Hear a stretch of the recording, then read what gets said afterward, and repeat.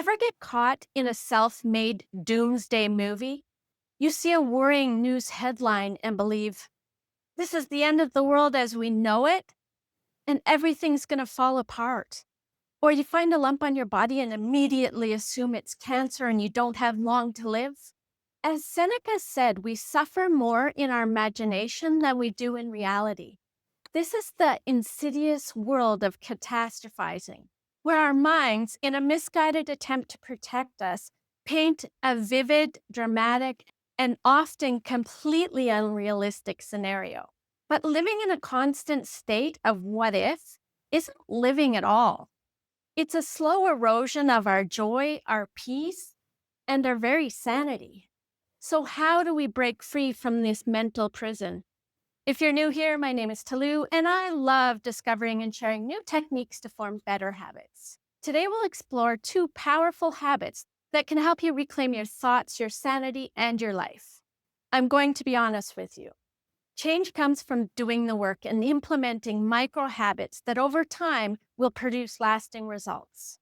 After watching this video, if you want a deeper understanding of catastrophizing, I highly recommend The Mountain Is You by Brianna Wiest.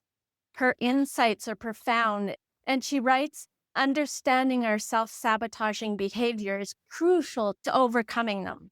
You might need to read it multiple times to fully absorb the truth bombs within. We can't control the first thought that pops into our heads. But as Carl Jung stated, I am not what happened to me, I am what I choose to become. We can train our minds to respond to those thoughts differently.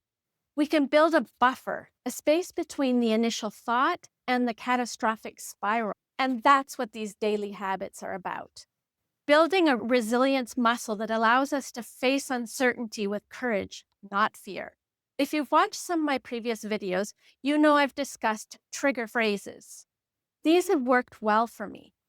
In the early stages of catastrophizing, when you first notice that thought creeping in, a few short, powerful phrases can act as an immediate circuit breaker. These mental mantras can help interrupt the negative thought patterns and give you a moment to regain your control. Examples of trigger phrases include stop, breathe, assess. This is just anxiety, not reality. I have handled this before. I can handle this now. Or my personal favorite, trust the process. Keep these phrases handy. Write them down. Have them on your phone so you can use them the moment you need them. These may not be long-term solutions, but they are incredibly effective in the initial moments when that catastrophizing spiral threatens to take over. The second habit. The Thought Detective Journal is inspired by Brianna Wiest's work on how our emotional wounds distort our perception. This habit helps you become aware of these distortions in real time. Here's the daily practice. Choose a specific time each day for this exercise. For example, maybe in the evening, and review and identify situations where you experienced a strong negative emotion, for example, anxiety, anger, sadness. For each situation, ask yourself these questions and write down your answers. Number one, what was the trigger for this emotion? The specific event or thought. For example, I saw a worrying news headline, or I found a lump on my body. Number two, what automatic thoughts arose from the response to this trigger? Example, this is the end of the world as we know it, and everything's going to fall apart. It's cancer, and I don't have long to live. The next question, what's the evidence for these thoughts? Be very strict with yourself. Only facts. And then ask yourself, what is a more logical, balanced interpretation of this situation? Finally, what emotional wound from my past might be influencing my reaction? Focus on identifying cognitive distortions such as catastrophizing, black and white thinking, or personalization. This habit trains you to recognize the difference between your emotional reactions and the objective reality of the situation. It helps you identify recurring patterns and understand how the past is influencing your present. Like any skill or discipline, consistency is paramount.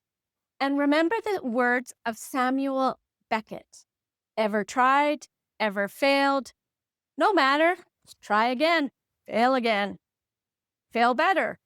Be patient with yourself. Changing thought patterns is more of a marathon than a sprint. You might slip back to catastrophizing like I did last week, hence the video.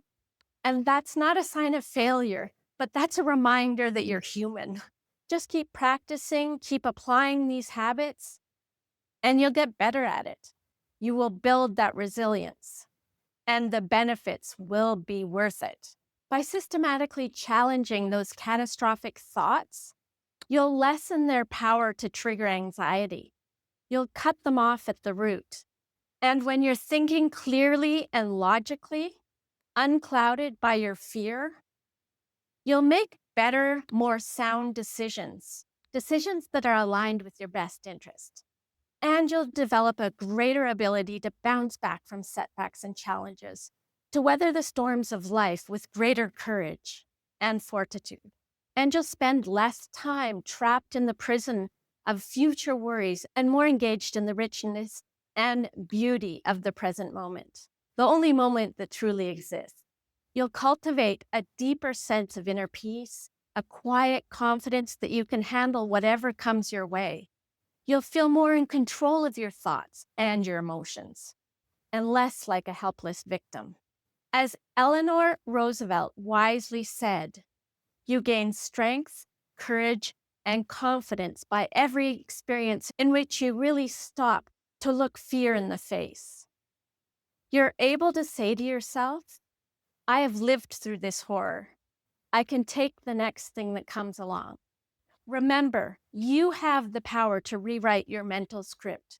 You don't have to be a prisoner of your worst case scenario. You can choose courage over fear, hope over despair, and a life of mindful awareness over a life of constant dread. So my call to action this week is to commit to doing a thought detective journal entry each day for 1 week and see what a difference it can make in your life, in your peace of mind, and in your ability to navigate challenges that life throws your way. And please let me know in the comments how it's working for you. Let's support each other in breaking free from this debilitating cycle and cultivate more resilience, more joyful, and more empowered existence. Thanks for being with me on this journey, and I'll see you in the next one.